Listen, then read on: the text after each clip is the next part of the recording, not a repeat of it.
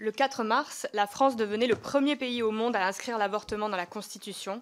Après ce vote historique, nous, à la France Insoumise, nous sommes engagés, par la voix de Mathilde Panot, à poursuivre le combat pour les droits des femmes en demandant à inscrire le droit à l'avortement dans la Charte des droits fondamentaux de l'Union européenne. Elbe Smith, militante irlandaise qui a mené une campagne victorieuse pour abroger l'article de la Constitution de son pays qui interdisait l'avortement, a dit qu'elle rêve d'un jour où, je cite, « il ne sera plus nécessaire d'inscrire le droit à l'avortement ni dans une Constitution ni dans la loi ». Nous sommes nombreux et nombreuses en Europe à former le même vœu qu'elle. Malheureusement, depuis plusieurs années, la réalité nous rattrape dans plusieurs États de l'Union européenne. Des législations très restrictives subsistent, voire prolifèrent, souvent du fait de l'arrivée de l'extrême droite au pouvoir. Malte a autorisé l'IVG en juin 2023 uniquement en cas de danger mortel pour la personne enceinte ou de non-viabilité du fœtus. La loi hongroise oblige depuis 2022 les femmes souhaitant avorter à écouter les battements de cœur du fœtus. En Pologne, l'IVG n'est autorisée qu'en cas de viol ou d'inceste ou de danger mortel pour la mère.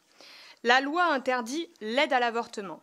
Ma collègue Mathilde Panot avait reçu au sein de notre Assemblée la première militante condamnée à ce titre, dont je salue le courage et l'abnégation dans sa lutte pour la vie des femmes polonaises. Nous constatons partout que si tous les conservateurs ne modifient pas la loi, ils s'arrangent pour compliquer l'accès à l'IVG aux femmes.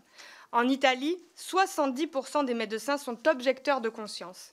En Slovaquie, 11 propositions de loi pour restreindre le droit à l'IVG ont été déposées au Parlement slovaque sous l'influence de groupes religieux conservateurs.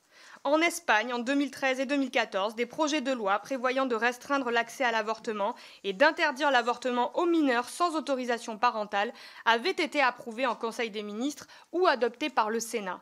Ils ont heureusement été contrés par le gouvernement suivant.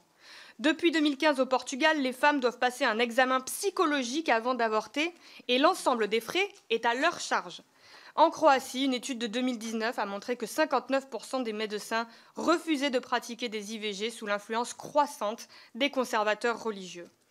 On connaît désormais bien la citation de Simone de Beauvoir. « N'oubliez jamais, je cite, qu'il suffira d'une crise politique, économique ou religieuse pour que les droits des femmes soient remis en question.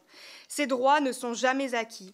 Vous devrez rester vigilante votre vie durant. » C'est grâce aux mobilisations des associations féministes et au travail parlementaire que nous avons mené au Parlement français que nous avons réussi à faire inscrire l'avortement dans la Constitution française.